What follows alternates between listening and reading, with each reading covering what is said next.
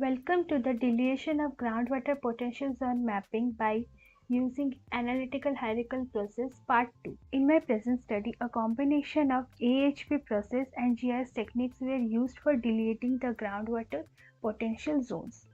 The AHP is an effective tool for dealing with complex decision making in groundwater related fields, which is introduced by Thomas Thatch in year 1980.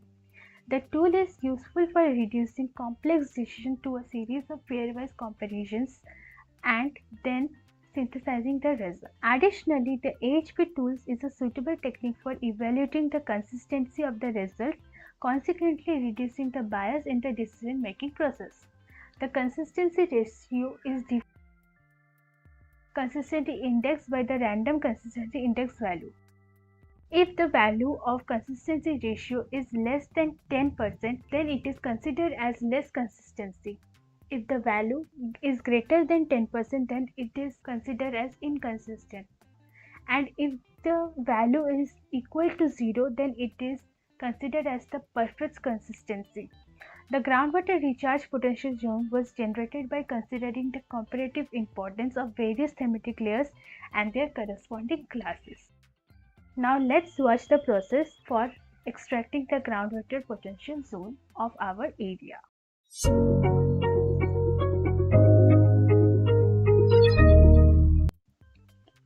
In the previous tutorial, we have already learned about the extraction of the factors that are needed for the groundwater potential zone extraction.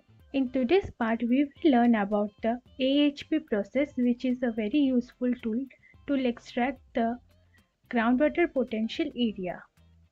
But in previous video you have already seen that I have extracted the factors like drainage density, lineament density, slope, land use, land cover, geomorphology, geology and soil also. But here I exclude the soil factor because it have only one sub.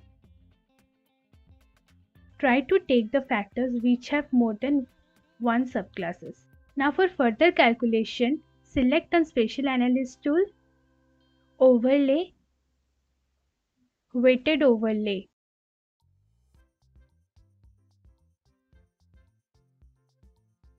Now select the input raster as all the factors by clicking on the plus sign. Add all the raster files one by one.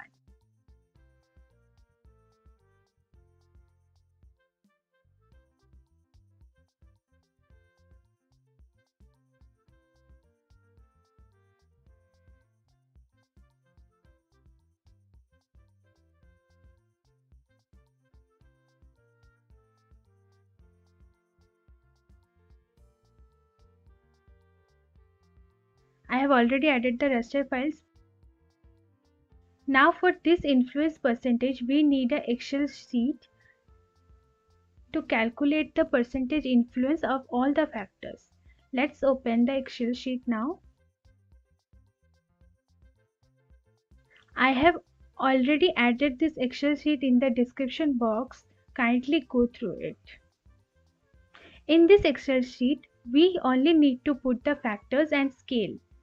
It will automatically calculate the matrix table and weightage for all the factors.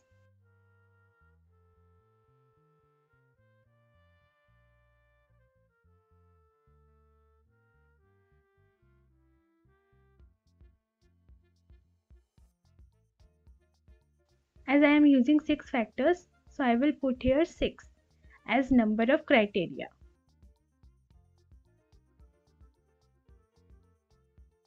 Now I will give a title to this Excel sheet.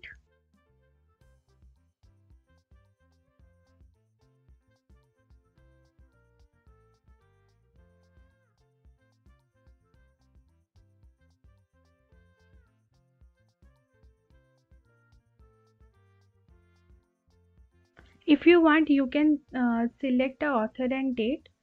In the criteria, we will put one by one the factors that we have extracted.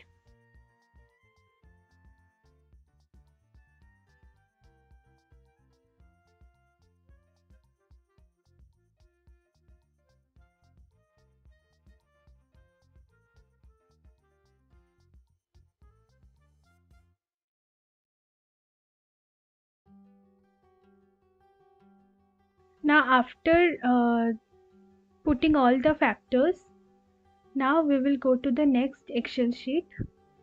Here you can see a comparison table. Here we have to compare one factor by one another. This is the scatter scale we have to use, that is 1 means equal importance, 3 means moderate importance, 5 means strong importance, 7 means very strong, and 9 means extreme importance. Now here we will compare the factors by one another.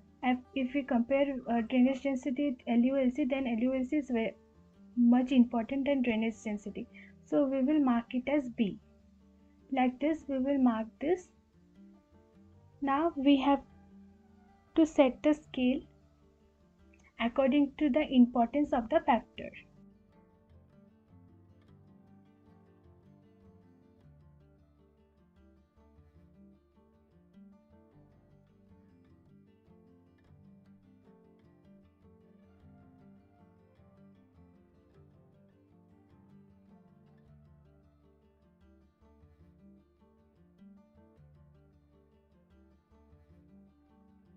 Now we will mark the LULC as 2, slope as 3,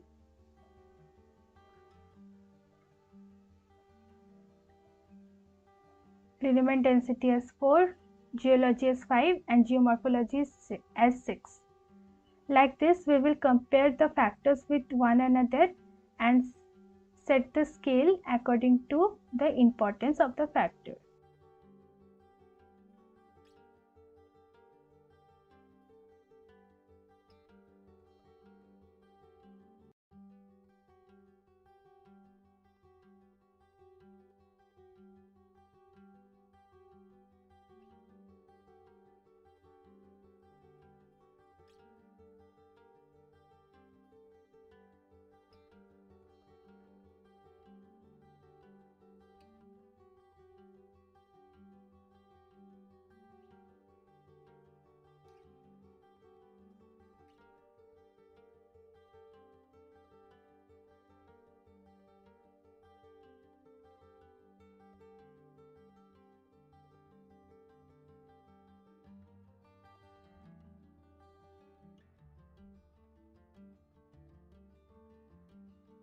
After filling the comparison table, you can see that there are some red marks, that is the input is wrong. We will put the same input here to make it right.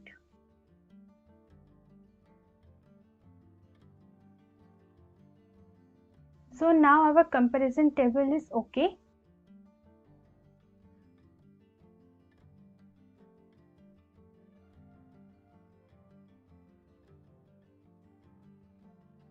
Again we will go to the previous sheet. Here you can see the weightage for the factors are calculated automatically.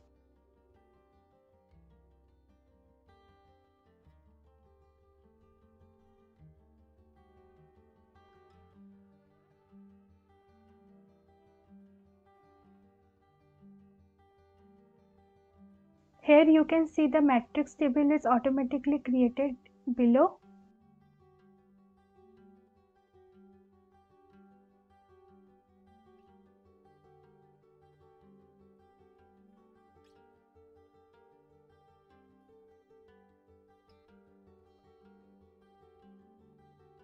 Now we have automatically, they have also created the weights. Now in the percentage influence, we have to put the weights of the factors.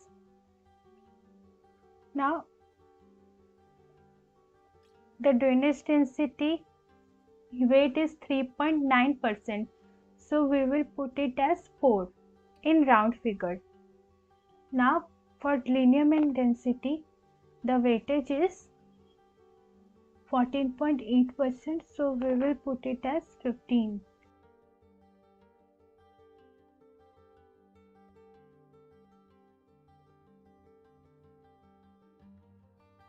For slope, the weightage is 8, so we will put it as 8.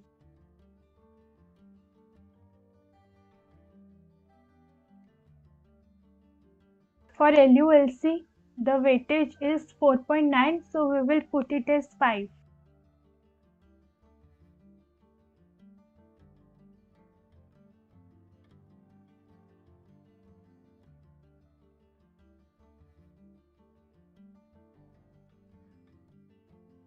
For geomorphology, the weightage is 14.1, so we will put it as 40.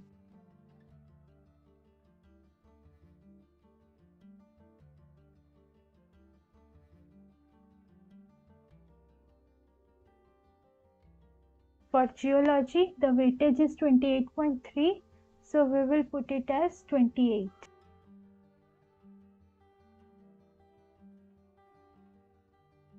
The sum of influence should be always 100. Now in the scale value section, we need to compare the subclasses of the factors. Such as here the field value is 1, it denotes to very low, 2 denotes to low, 3 denotes to moderate, and 4 denotes to high, and 5 denotes to very high. In the scale value, we have to set the importance of each subclasses by comparing to other subclasses according to the KT scale.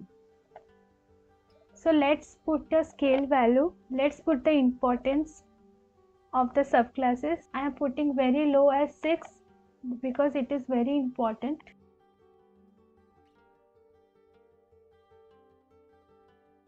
Like this, we will put the scale value of each subclasses.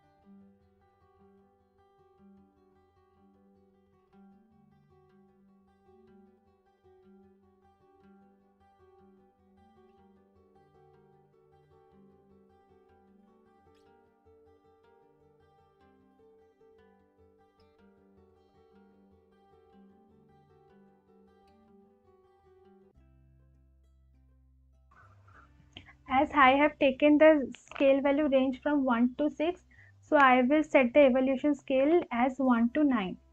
Now select the output raster.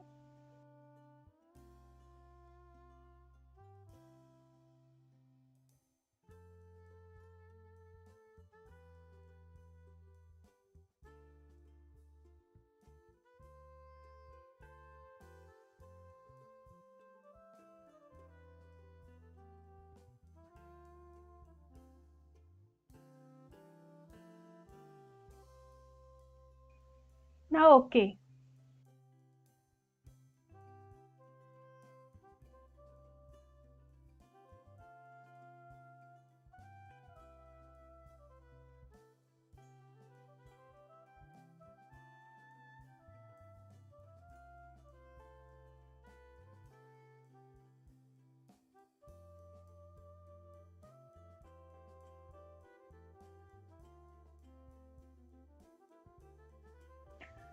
Our groundwater potential zone map was extracted. Now let's change the symbology. Now we will change the label.